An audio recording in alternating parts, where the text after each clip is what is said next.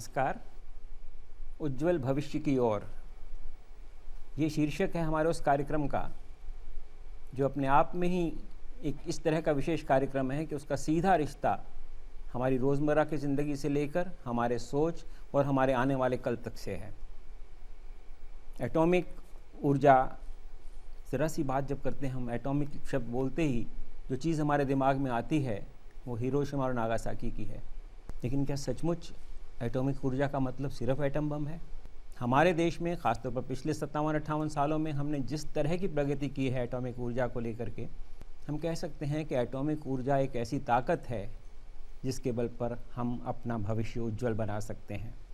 और इस सारे कार्यक्रम के लिए हमारे पास एक विशेष अतिथि हैं आज हमारे स्टूडियो में। बहुत ही विशेष व्यक्ति हैं डॉक्टर शेखर बसु। डॉक्टर शेखर बसु परमाणु ऊर्जा आयोग के अध्यक्ष हैं और साथ ही साथ परमाणु ऊर्जा विभाग के सचिव भी। इतना बड़ा वैज्ञानिक देश का हमारे साथ है जो हमारी सारी भ्रांतियों को दूर करेगा। मैं चाहता हूं इससे पहले कि हम और आगे बढ़ें, मैं सबसे पहले स्वागत करना चाहूँगा डॉक्टर बसु का। डॉक्टर बसु, आइए, आपका स्वागत है हमारे स्टूडियो में। Welcome sir. प्लीज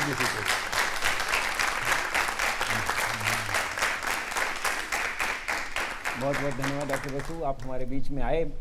मैं जैसे बता रहा था कि हमारे सामने बहुत सारे सवाल हैं, उन सब सवालों के जवाब हम आपसे लेना चाहते हैं और दुनिया आपके माध्यम से सारे देश को, सारी दुनिया को बताना चाहते हैं कि हमारी एटॉमिक एनर्जी कितनी सुरक्षित है। मैं आपकी ओर से डॉक्टर बसु से कुछ सवाल पूछूंगा, जानकारी लेना चाहूँगा, लेकिन मेरे साथ कुछ और भी लोग हैं जो सवाल पूछ सकते हैं उनसे, और जो पूछेंगे भी। मैं आपका परिचय उनसे भी कराना चाहता हूँ। मिलिए इस देश के भावी पत्रकारों से। ये छात्र हैं मुंबई के जर्नलिज्म के और ये भी डॉक्टर बसु से सवाल पूछेंगे। डॉक्टर बसु, मुझे लगता है कि इनके सवाल ज़्यादा माकूल होंगे क्योंकि ये लोग वो हैं जो सारी चीज़ों को देख रहे हैं, परख रहे हैं और आने वाले कल में जो प्रभाव डालने वाले हैं। सबसे पहले तो मैं शुरुआत आपसे करूं डॉक्टर बसु। जैसा कि मैंने कहा, एटॉमिक ऊर्जा का नाम लेते ही हमारे सामने एटम बम आता है, लेकिन क्या है आखिर एटम बम? ये एटम, उससे इतना डर पैदा हो गया। आपका जो सवाल है ना, इसको थोड़ा इलाबोरेट आंसर मैं देना चाहता हूँ, क्योंकि ये क्वेश्चन जो है बहुत दिन से चल रहा है और चलते भी रहेगा प्रॉब्ली। आप सब लोग जानते हैं कि universe started with a big bang, ये तो आप सब लोग जानते ही हैं। What is big bang? It is a nuclear reaction.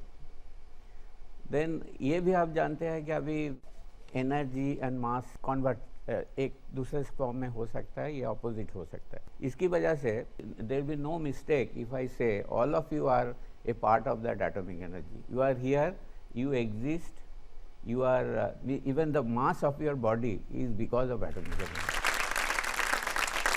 और दूसरा जो रेडिएशन बोल के जो ये होता है कि देखिए, हमारा earth is a very big source of radiation. ये भी कभी सोचा है कि अर्थ का सेंटर में जो टेम्परेचर है वो सन की सरफेस टेम्परेचर से ज़्यादा है? क्यों होता है? Because of this atomic reaction is going down below us inside the earth. इस सिचुएशन में क्या होता है कि आपको रेडिएशन सब तरफ से मिल रहा है, ऊपर से मिल रहा है, नीचे से मिल रहा है, एयर से मिल रहा है, सन से मिल रहा है। इसकी वजह से हमें कोई हार्म नहीं होता है। इसका मतलब क्या है? लो लेवल रेडिएशन से कोई हार्म नहीं आता है। एंड लेटेस्ट रिसर्च जो है वो दिखाता है कि लो लेवल रेडिएशन जिनको मिलता है उनके लिए अच्छा होता है रादर दैन खराब होता है। This level of radiation. इसका मतलब ये हुआ कि रेडिएशन जो है बड़ी नेचुरल चीज़ है। We have to live with it and we are living with that. Atomic energy इसे कहते हैं हम। What is that energy in it? No, that is radiation is the energy. Many types of radiations are there and all of them are different form of energy. आपको जो light मिल रहा है वो energy है, आपको जो हीट मिल रहा है वो एनर्जी है, आपको जो आप जिसको गामा रेडिएशन बोल रहा है, जो इसका कि और एक्सरे रेडिएशन बोलता है, वो सभी किस फॉर्म ऑफ रेडिएशन है। तो coming back to your question, ये मैं पहले इसलिए बोलना चाहता कि रेडिएशन से पहले आप दूसरी तरफ से देखने का शुरू कीजिए। और क्यों रेडिएशन के लिए सब हम लोग क्यों डरते हैं? Nuclear reaction at a bad start, because ये जो बिग बैंग का बात किया, in the world we had two big bangs. Which are those big bangs? One is Hiroshima, another one is Nagasaki. तो ये दो बिग बैंग की शुरुआत ही ऐसा हुआ कि ये ख़राब शुरुआत हो गया, जैसा कि उस टाइप का बिग बैंग कभी होना नहीं चाहिए, कभी भी किसी भी हालत में वो होना नहीं चाहिए। इसके लिए क्या है कि अच्छा चीज़ को हम भूल गए एंड वही एक चीज़ हमारा दिमाग में आ जाता है कि ये हमारा इतना ख़राब कर सकता है। एक छोटा सा एग्जांपल देखता हूँ, आप एक गाड़ी खरीदा, कार खरीदा, पहला ही दिन कोई एक्सीडेंट हो गया तो आपको क्या उसमें दिमाग में यही आ जाएगा ना कि ये ठीक गाड़ी रखना ठीक नहीं है, तो क्योंकि वो नहीं है कि सबके पास गाड़ी है। तो इसीलिए जैसे कि एटॉमिक एनर्जी सभी कंट्री परस्यू कर रहा है, इसमें कोई डरने का कोई सवाल नहीं है। एंड सबसे बड़ी बात है, it is limited radiation is good for health, इसमें कोई डाउट नहीं है। कह रहे हैं कि limited radiation good for earth and it is natural also. मैं चाहता हूँ इससे पहले कि मैं ब्रेक पर जाऊँ, मैं चाहता हूँ हमारे छात्रों में से कोई सवाल आपसे पूछे कि आपने जितना कुछ बताया है रेडिएशन किस तरह से हमारे लिए ज़रूरी भी होता है और किस तरह से वो है ही, उससे हम बच भी नहीं सकते हैं और वो फ़ायदे की चीज़ ही, ऐसा डॉक्टर साहब का कहना है। आप में से यदि कोई सवाल पूछना चाहता हो इस बारे में तो स्वागत है। तो बिल्कुल हमारे स्टूडेंट्स को मैं एक ही रिक्वेस्ट करूँगा, आप इजी क्वेश्चन पूछिए। नहीं मैं बता आज डॉक्टर बसु का एग्ज़ाम है और आप लोग एग्ज़ाम में लीजिए आप सवाल। हाँ आप बोलिए। Hi sir, I'm Anurag. I'm a media student. What I wanted to ask is, I've been hearing about Fukushima and the disaster that happened in Fukushima. In reference to that, what I wanted to ask is, how safe is it, considering that most of the nuclear reactors in India are in earthquake-prone places, like in Gujarat and Kudankulam? आपका question यह है कि earthquake को कैसे हम लोग, how do we take care of earthquake? India is divided into 5 zones of earthquake probability और earthquake intensity. हमारे इधर रिएक्टर्स ज़्यादातर जोन 2 और जोन 3 में है एंड जोन 4 में एक ही नौरोरा वाला place is under zone 4 and zone 5 में कोई नहीं है। सोच लीजिए जोन 5 में जो हो सकता है उससे भी ज़्यादा मार्जिन लगा के हम लोग डिज़ाइन करते हैं, मतलब कुछ नहीं होगा, सब ठीक रहेगा, न्यूक्लियर रिएक्टर ठीक रहेगा, बाकी जगह सब प्रॉब्लम हो सकता है। डॉक्टर बसु बहुत अच्छी बात कही आपने कि हमारे न्यूक्लियर रिएक्टर बहुत सेफ हैं, बाकी जगह तो क्या हो सकती है, लेकिन कितने सेफ़ हैं हमारे न्यूक्लियर रिएक्टर, कैसे हम उनको सेफ़ बना रहे हैं, दुनिया की बाकी रिएक्टरों की तुलना में हम अपने रिएक्टरों को कहाँ पाते हैं, ये सारे सवाल हम पूछते हैं छोटे से ब्रेक के बाद। इंतज़ार कीजिए, हम फिर आते हैं।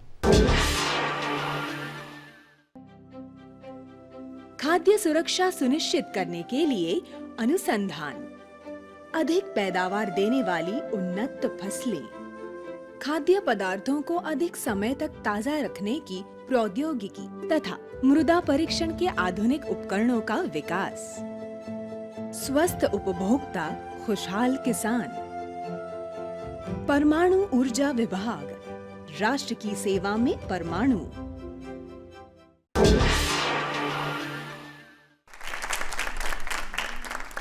ब्रेक के बाद एक बार फिर आपका स्वागत है उज्जवल भविष्य की ओर।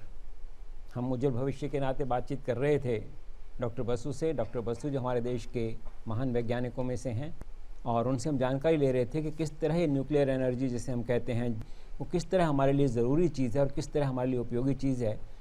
एक सवाल पूछा गया था उनसे भारत में जो रिएक्टर हैं, एटॉमिक रिएक्टर हैं, उनके बारे में, उनकी सुरक्षा के बारे में, और डॉक्टर बसु हमसे बता रहे थे कि हमारे एटॉमिक रिएक्टर दुनिया के बाकी स्थानों की अपेक्षा कहीं अधिक सुरक्षित हैं। डॉक्टर साहब मैं ये जानना चाहता हूँ कि अधिक सुरक्षित हैं, आपने कहा तो सही, लेकिन कैसे सुरक्षित हैं वो? ये बहुत अच्छा सवाल है, क्योंकि इसमें एक ही जवाब मैं दे सकता हूँ कि हमारा कॉन्सेप्ट ये है कि सेफ्टी फर्स्ट। दूसरा चीज़ ये है कि हमारा ऑपरेटर का एंड डिज़ाइनर के education level, experience level and training level वो दूसरी जगह से बहुत अच्छा होता है। As a matter of fact हम लोग जो बाहर के लोगों से इंटरेक्ट करते हैं तो वो लोग बोलते हैं कि आप लोग सेफ्टी पर बहुत ज़्यादा ध्यान देता है, आपका रेगुलेटर बहुत ज़्यादा स्ट्रिक्ट है, ये हमारे अगेंस्ट में वो कंप्लेन करते रहता है। So this is second point. Third point is हमारा culture nuclear technology, nuclear operating nuclear reactor is a culture and this culture is based on honesty, sincerity and education. That is why I don't see any reason why we cannot claim ourselves to be the best in the world. बहुत अच्छी बात आपने बताई कि हमारी atomic culture जो है वो कुछ इस तरह की है कि हम सुरक्षा पर ज़्यादा ध्यान देते हैं। और एक ये कह दिया जाता है कि एटॉमिक एनर्जी से, रेडिएशन से सबसे बड़ी जो चीज़ होने वाली है वो कैंसर है, जिससे आप बच नहीं सकते हैं। ऐसी बातें उठती रहती हैं। तो कहीं ना कहीं आपको ऐसा नहीं लगता कि कुछ और कोशिश करने की ज़रूरत है, लोगों को ये समझाएं कि ऐसा है नहीं? आपने ठीक बात कहा है। मैं let me start from this way that जैसा कि रेडिएशन से कैंसर हो सकता है, अब जब बोल रहा है वो सही बात है। और दूसरा चीज़ है कि कैंसर रेडिएशन से होता है, आप ये समझ रहा है, तो कैंसर की ट्रीटमेंट भी रेडिएशन है। तो और वो भी That's जब right. आपको रेडिएशन और आपको हेल्थ ठीक करने के लिए आपको एक्सरे लेना ही पड़ता है, ब्रोकन बोन्स के लिए आपको एक्सरे लेना पड़ेगा। जो भी इस टाइप का जो भी ट्रीटमेंट होता है ना, इसमें large amount of items come from radiation related थी। रेडिएशन के खतरे, जैसे एटम बम से जो रेडिएशन होता है, उसके खतरे आज भी कहे जा रहे हैं जापान में भोगे जा रहे हैं, तो ये क्या सचमुच इतना लंबा चलता है उसका असर? नहीं, वो पहले सोचा गया था that it will have the effect in second generation also, but which has not happened. That But has they not, have been claiming that it has in Japan. no, that was initially it was thought, but on the second generation those things have not been observed. आपको उसे भी nearer home एक example ये देता हूँ कि हम लोग वो जो बोला ना केरला बीच एरिया में जहाँ की हजारों लोग रहता है, उन पे हम लोग लॉन्ग स्टडी किया, क्योंकि एक बोला था कि रेडिएशन लगता है, तो I am talking about low level radiation लगता है तो उसमें बात डिफेक्ट होता है, स्टील बॉन्ड्स होता है। तो हम लोग उधर कुछ पिछले over last 20 years we have studied about 1,40,000 और 1,50,000 चिल्ड्रन।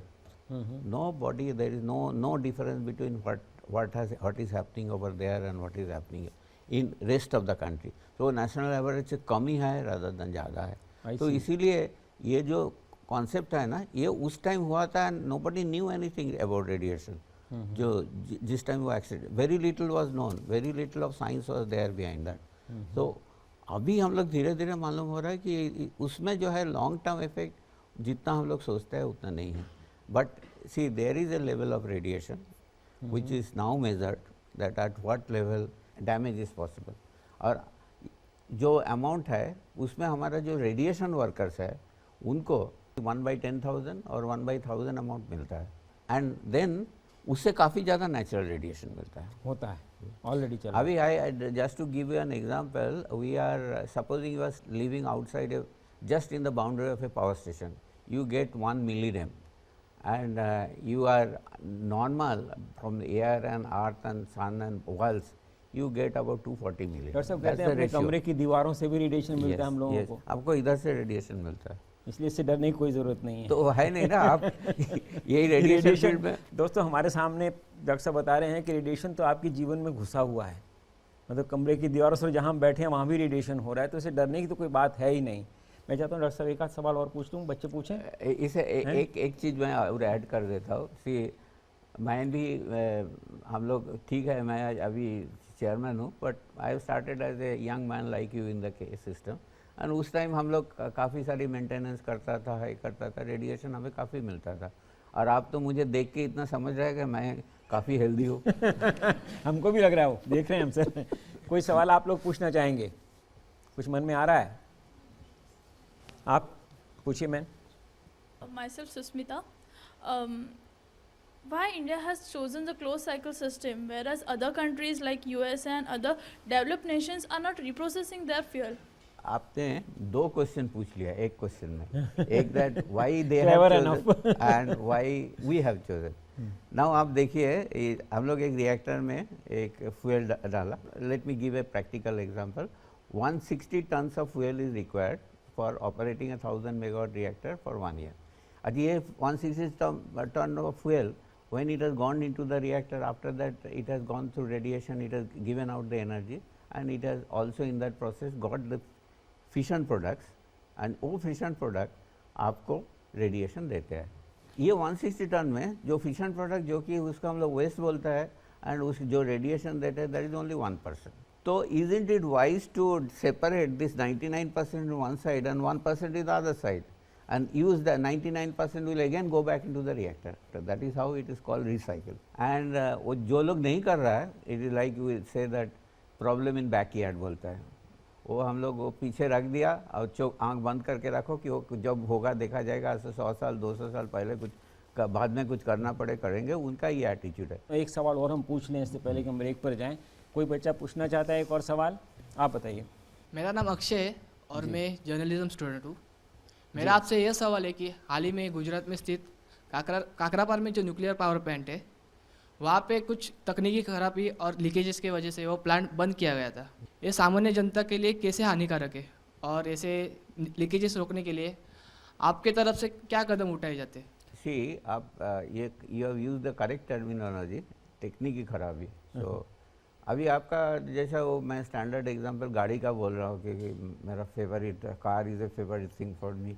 सो उसमें भी ख़राब तो होगा ही ना, टेक्निकल खराबी तो होगा ही उसमें ना। तो आप चलाएंगे तो ख़राब होगा, अभी इवन नहीं भी चलाए तो ख़राब होगा। इसलिए ख़राब होने का पॉसिबिलिटी ऑलवेज होता है। नहीं, but what you have to see is that वो ख़राब हैज़ इट हार्म्ड एनीबॉडी। इस केस में क्या हुआ कि सेफ्टी सिस्टम एकदम जो टेक्स्ट बुक में लिखा होता है ना, ऐसा ऐसा ऐसा होना चाहिए, ये सिस्टम इसके बाद आना चाहिए, everything came on time.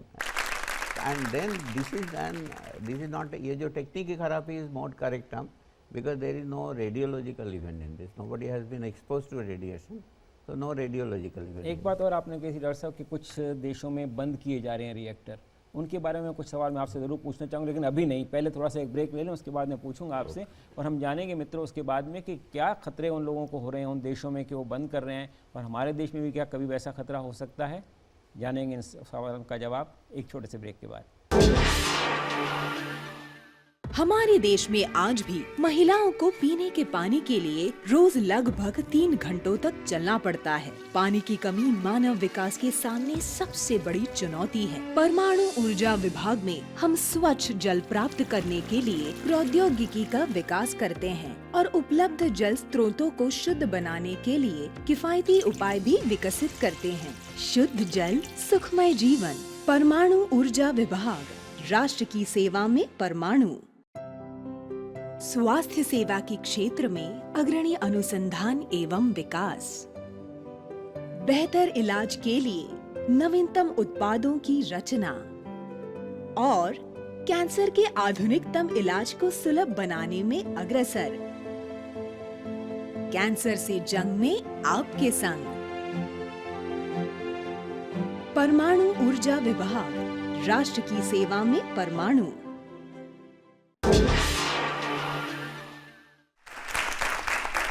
Break के बाद एक बार फिर आपका स्वागत है। हम लोग डॉक्टर बसु से जान रहे थे एटॉमिक एनर्जी के खतरों के बारे में। डॉक्टर बसु ने बहुत अच्छी तरह हमें समझा दिया कि जिन खतरों की बात की जाती है वो काल्पनिक खतरे हैं, लेकिन एटॉमिक एनर्जी का एक दूसरा स्वरूप भी है। उसके पीछे उद्देश्य ये था कि इस ऊर्जा से, इस एटॉमिक ऊर्जा से हम अपना भविष्य कैसे संवार सकते हैं। डॉक्टर बसु, आपने भी शुरू में ये बात कही थी कि इसके, जैसे आपने बताया कि मेडिसिन के क्षेत्र में इसका उपयोग हो रहा है। मैं जानना चाहता हूँ आपसे कि एटॉमिक एनर्जी का किन किन क्षेत्रों में हमारे देश में हम उपयोग कर रहे हैं और कैसे कर सकते हैं। ये क्वेश्चन को अगेन थोड़ा बहुत इलाबोरेट आंसर देता हूँ मैं इसमें, इसलिए कि एटॉमिक एनर्जी का जो बेनिफिट्स है उसको 2 कैटेगरी में डिवाइड किया जा सकता है। नंबर 1 इज़ पावर सेक्टर और ऊर्जा, दूसरा वन इज़ न्यूक्लियर एप्लीकेशंस हमको बोलते हैं। तो मैं 2-4 शब्द पहले पावर सेक्टर के बारे में बताता हूँ। न्यूक्लियर पावर का मेन एडवांटेज जो है, एंड आज की दिन में वो it has become more important and as time passes वो और ज़्यादा इम्पॉर्टेंट हो जाएगा। आप लोगों को पेरिस में जो रिसेंटली कन्वेंशन हुआ, जो डिस्कशंस हुआ COP21, उसमें मालूम है कि इंडिया ने कमिट किया है कि हम लोग बहुत सारे 170 गीगावाट इलेक्ट्रिकल रिन्यूएबल का कैटेगरी में ऐड करेंगे। एंड इसका रीज़न क्या है, हम लोग कार्बन एमिशन कम करना चाहता है। एक सोच लीजिए 1000 मेगावाट इलेक्ट्रिकल का कोल बेस्ड पावर स्टेशन बना है, उसमें आपको इंडियन कोल यूज़ किया तो 5 मिलियन टन पर ईयर भेजना पड़ेगा। अभी सोच लीजिए 5 मिलियन टन कोल ट्रांसपोर्टेशन की क्या इफेक्ट है, वो सब उसको छोड़ देता हूँ। बट ये 5 मिलियन टन की ये पावर से आपको 2 मिलियन टन के करीब आपको ऐश मिलेगा और 11 मिलियन टन के करीब कार्बन डाइऑक्साइड मिलेगा। अब ये क्वेश्चन है, आप बाद में घर पे सोच के देखिए कि 5 मिलियन टन में से कैसे 11 मिलियन टन कार्बन डाइऑक्साइड होता है, वो आप उसका सोच। ये मैं आपको क्वेश्चन दे रहा हूँ। बट आगे ये 11 मिलियन टन, अभी उसके एक न्यूक्लियर रिएक्टर बना दीजिए, वो that will become 0। That number, so no carbon emission.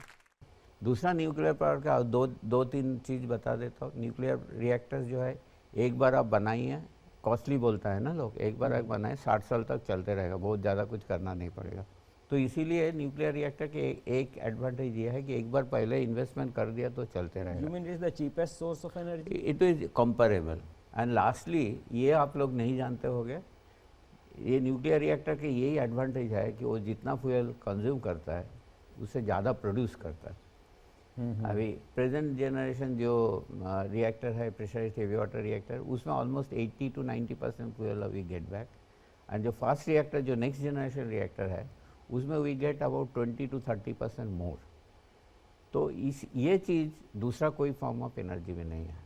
And virus nuclear reactor हुआ है तो वो तो चलाते रहेगा, वो 90% कैपेसिटी फैक्टर में चलते रहेगा उसका। इस nuclear reactors is the solution for next 500 years, 1000 years। Even in India, who do not have much uranium, it will take care of all our energy requirements. वैसे बहुत अच्छी बात कही आपने कि 500 साल से लेकर 1000 साल तक के हमारे सॉल्यूशन हैं इसमें। आज जो इस उपयोग हम कर रहे हैं न्यूक्लियर एनर्जी का, हमारे देश में करीब 50 से 52 हज़ार आदमी न्यूक्लियर एनर्जी के काम में लगे हुए हैं आपके डिपार्टमेंट्स में। और कितने कुल मिलाकर के रिएक्टर्स हैं हमारे इस समय? अभी 21 रिएक्टर चालू है, 21 चालू हैं, 10 बन रहा है, 10 और बनने वाले हैं। तो कुल मिलाकर के हम लगातार इसमें आगे बढ़ते जा रहे हैं और काफ़ी मेहनत भी कर रहे हैं। मैं जानना चाहता हूं कि कृषि के क्षेत्र में, उद्योग के क्षेत्र में और सबसे ज़्यादा हमारे यहाँ नौकरियों के क्षेत्र में, लोगों को रोज़गार के क्षेत्र में ये एटॉमिक एनर्जी कैसे उपयोग में आ सकती है? ये दोनों सवाल बहुत अच्छा है। मैं अभी यंग पीपल को मैं ये भी बोलना, सेकंड क्वेश्चन मैं बाद में लेता हूँ। पहला मैं इसका बारे में बताता हूँ कि कृषि का क्षेत्र में क्या एप्लीकेशन है। आपको हम लोग कुछ सीड लेते हैं, लेकर उसको रेडिएशन दे देते हैं। रेडिएशन देने के बाद उसमें कुछ म्यूटेशन हो जाता है जिसमें कि वो स्पेसिफिक रिक्वायरमेंट है। जैसे कि आप सोच लीजिए पानी कम डालना चाहता है, या फर्टिलाइज़र कम डालना चाहता है, या जल्दी मैच्योरिटी चाहिए, इस टाइप का आप डिफाइन कर सकते। इसके बाद हम लोग 7 जनरेशन तक उसको ट्राई करते रहते हैं। एंड 7 जनरेशन का क्या मतलब? 7 जनरेशन मतलब उसमें जो सीड आया उसको फिर ग्रो किया, अच्छा। उसका जो सीड आया फिर ग्रो किया, तो ऐसा 7वीं तक, 7, 9, 10 depending on the what ever.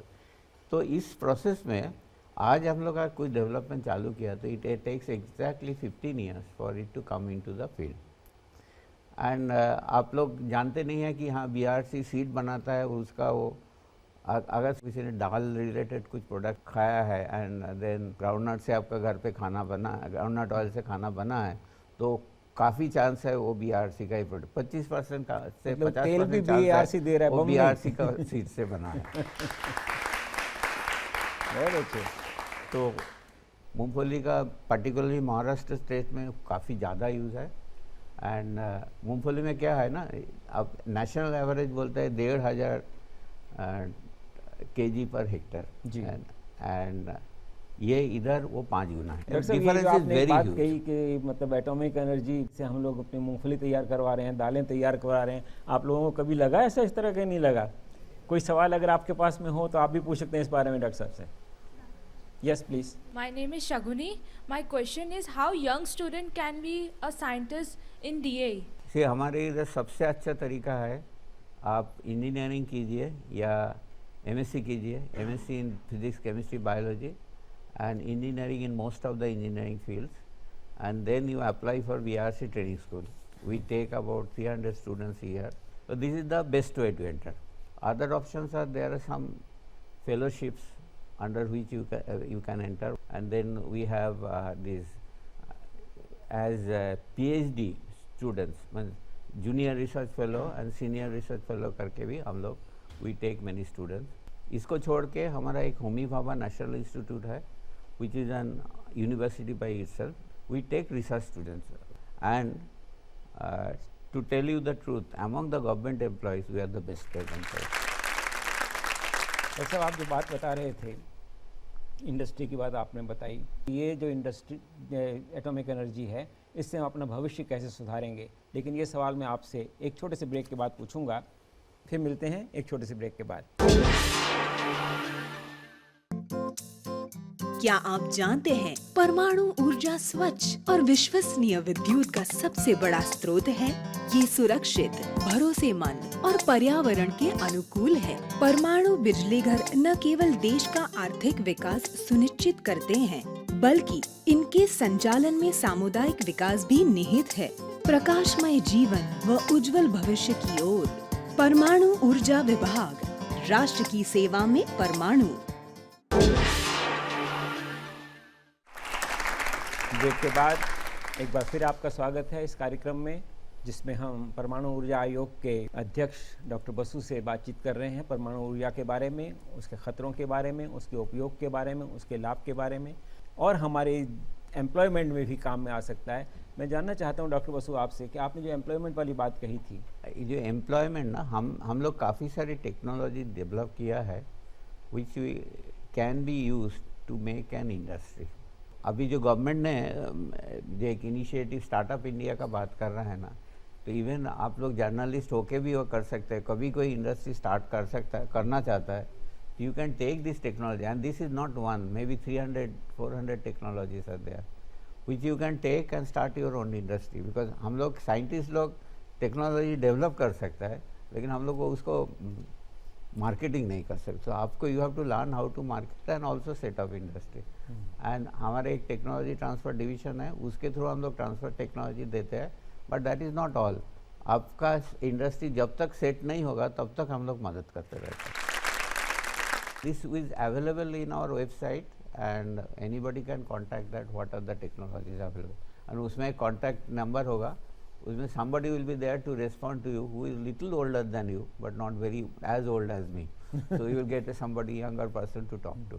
So they will tell you what to do in case anybody is interested. Particularly if you are not interested, please tell your friends. बहुत सारे चीज़ हो सकता है एंड ये हमारा यंगर जनरेशन जितना आगे बढ़ेगा उतना आगे बढ़ते रहेगा। You might have heard that हम लोग मेगा साइंस में प्रोजेक्ट्स बहुत सारे कर रहे हैं। उसमें से एक है, अभी रिसेंटली सुना होगा ग्रेविटेशनल वेव का, उसका एक ऑब्जर्वेटरी हम लोग इंडिया में बना रहा है। और सिमिलरली एक neutrino observatory which is again discovery science का पार्ट है, वो तमिलनाडु में आना है। तो उसमें जो है ना न्यूट्रिनो के बारे में एक ही चीज़, again you can see that you the time you are sitting here, और कितना होगा 1.5-2 घंटा, इसमें कई trillion neutrinos have pass through you. लेकिन उसके बावजूद हम सुरक्षित बट आपका कुछ तो प्रॉब्लम तो हुआ नहीं। डॉक्टर साहब एक बात, आखिरी सवाल ये, दुनिया में रिएक्टर क्यों बंद हो रहे हैं, क्यों बंद किए जा रहे हैं? अब जहाँ भी देखेंगे ना, सबसे लोग पहले एग्जांपल देखता है जर्मनी में जी या स्विट्ज़रलैंड में। ये लोगों को क्या हुआ कि देयर पॉपुलेशन इज श्रिंकिंग, बहुत कम है ना, पॉपुलेशन कम होते जा रहा है, बढ़ता नहीं है। अच्छा, तो हमारा रेट का तो एकदम उल्टा ही है। हमारा जिस रेट से बढ़ रहा है उनका अबाउट दैट रेट से उनका कम हो रहा है, तो उनकी एनर्जी रिक्वायरमेंट कम होते जा रहा है। And also you will see that they have not stopped immediately. That time they said that Fukushima होने के बाद हम लोग बंद कर देंगे, बट बंद करेगा in a particular year, and they have said that so many trillion euros they have to spend to convert to that much of solar electricity. Nuclear energy is going to be there with you and with us in the long run at least. Short run में आप argue कर सकते हैं नहीं चाहिए वो चाहिए, but long run में you cannot avoid it. तो लॉन्ग रन में you cannot avoid nuclear energy because that is essential for us, that is must for us. ये एक संदेश है हम सबके लिए, उन वैज्ञानिकों की ओर से जो वैज्ञानिक हमारे बेहतर भविष्य के लिए काम कर रहे हैं। डॉक्टर बसु, बहुत बहुत धन्यवाद आपका कि आपने हमको वे सारी बातें बताई जिनके माध्यम से हम अपने आने वाले भविष्य के बारे में सोच सकते हैं, हमारा भविष्य उज्जवल बनेगा। इस आशा के साथ हम डॉक्टर बसु आपको एक बार फिर बहुत बहुत धन्यवाद देते हैं। Thank you lot doctor.